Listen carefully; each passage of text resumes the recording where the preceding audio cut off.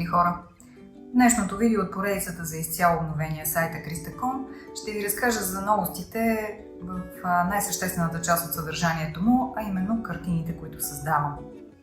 Къде на сайта се намират картините? Ако сте на десктоп версията на сайта, отивате на раздел Портфолио и там ще откриете оригинални картини, картини с опция за принт и налични принтове.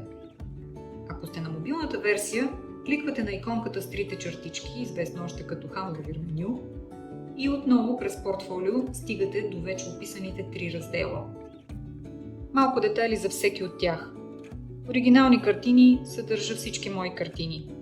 Сред тях са както наличните за покупка в момента оригинали, така и онези, които вече са намерили своя дом. Картини с опция за принт е филтър от всички картини, от които можете да направите поръчка на лимитиран принт върху платно в желан от вас размер.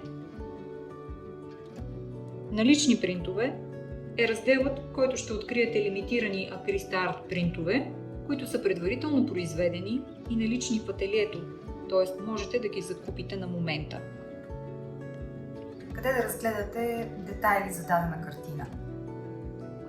Когато кликнете на избрана от вас картина, отивате на нейната детайлна страница. Тук виждате дали тя е налична за покупка или вече е продадена.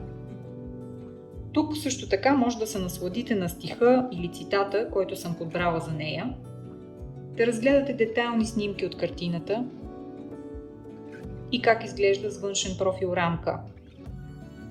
И още, коя година е създадена творбата, с какъв материал, на памучно или ленено платно, какви са размерът и цената й.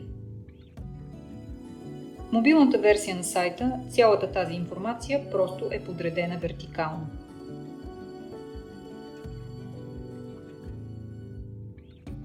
Какво са ключовите думи на сайта и как да ги използвате?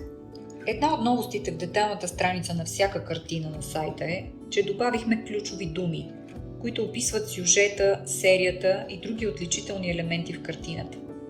Например, Септември е жена е морски пейзаж, който има женска фигура, скали и е картина подходяща за хол, спалня или трапезария. Ключовите думи ви помагат да търсите картини по определени критерии и да откривате сходни изображения от цялата галерия. Как да използвате филтрите за картини на сайта? Ще ги намерите в портфолио в оригинални картини, като кликнете на иконката Филтри. Отваря се прозорец, в който можете да изберете критерии, по които да филтрирате. Например, може да търсите само налични в момента картини, такива нарисувани с маслени бои, до определена стойност или пък съдържащи определен ключова дума, например средиземноморска серия. Можете да филтрирате и само по определен цвят, може би творби в синьо. Как да търсите картини в сайта? Независимо дали сте десктоп или мобилната версия, в горната част на сайта ще откриете лупичката за търсене. Когато кликнете на нея, ви се отваря поле за писане, в което можете да въведете различни критерии за търсене. Име или част от име на картина, например великолепие. Излизат резултати, в които се съдържа тази дума.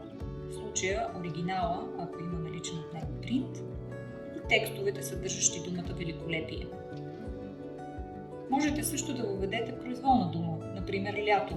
В този случай излизат всички картини, в чието заглавие има лято, но и тези, в чието текстове се съдържа тази дума.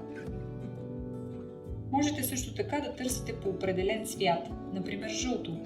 В този случай ще излязат резултати с картините, в които преобладаващият цвят е жълто. Можете да търсите по ключова дума, например само картини, в които има червена рокля или дълга коса или скали. Можете да търсите по дадена серия, например фламенко, и като резултат ще излязат всички картини от тази серия. Лупичката служи да търсите не само в картините, но и в целия сайт, което го прави лесен и удобен за ползване. Например, ако изпишете изложба, ще ви излязат следните резултати. следващото видео ще ви разкажа за една важна нова функционалност на сайта, а именно как можете да закупите оригинална картина на разсрочено изплащане. Вече е по-лесно от всякога да си подарявате изящност.